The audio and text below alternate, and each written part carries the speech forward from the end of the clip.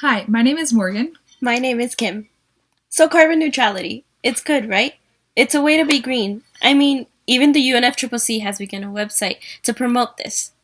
About 10 countries have mentioned an ambition to be carbon neutral in their intended nationally determined contributions. Even the executive secretary, Cristiana Figueres, has mentioned her carbon neutrality. However, they forgot to mention some minor details about the so-called solution. Wait. First, what is carbon neutrality, and what are some ways of getting there?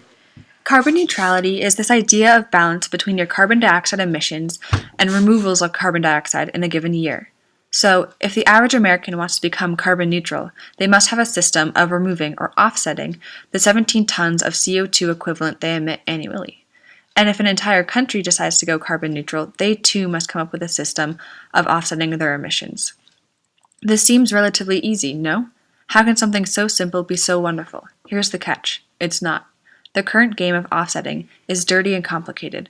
It jumps through layers of inequitable actions and arrives on the shelf, packaged and shiny for the buyer.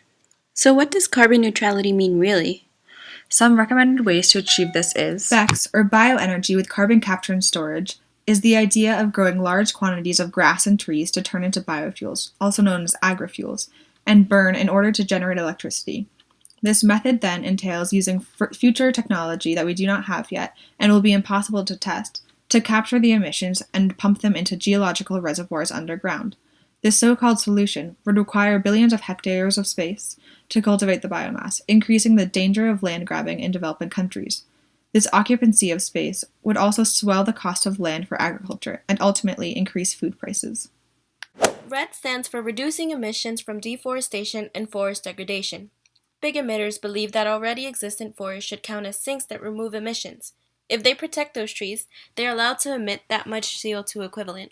However, they ignore that those trees were already there. They sugarcoat this mechanism by saying it will help save forests, but this idea assumes the future of the forest, without their help, would lead to deforestation.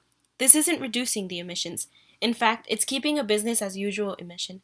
What we want is to diverge from this business as usual line and decline the emissions, not replace the carbon emissions. Aside from the carbon credits, RED Plus displaces communities without effective resettlement plans, leading to increased poverty, marginalization, cultural loss, food insecurity, loss of education, and the list goes on. Another mechanism is purchasing UN-certified emission reductions. These credits you can buy from the UN are based off of projects being implemented in Latin America and Asia. Anyone located anywhere can buy these credits and believe that their emissions are taken care of. This is not true because the emissions from one place does not have the same impact as emissions from somewhere else. The UN has priced 1 ton of CO2 equivalent at $4. This low price makes it too easy for high emitters to reduce their carbon footprint and live a carbon neutral life. Cap and trade. So say you have an excess amount of emissions and you have to keep the amount of emission low to avoid over-emitting. The cap restrains you from going overboard. Some industries do not exceed their limits and put the rest for sale.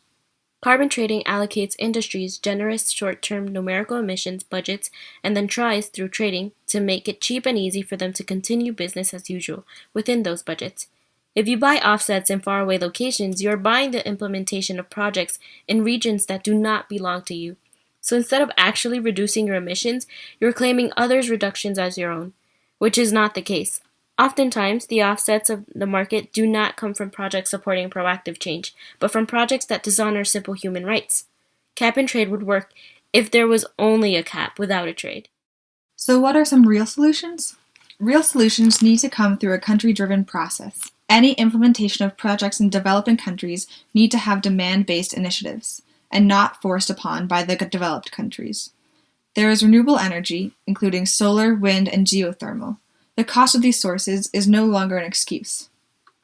Regardless, the UN has been and still is referring to carbon neutral and net zero goals. In a recent interview, Cristiana Figueres declared that carbon neutrality is a long-term goal for the world. So at COP21 in Paris this December, be critical of the terms carbon neutral, net zero, and negative emissions, and recognize the danger of including them in the agreement. We hope to see you there!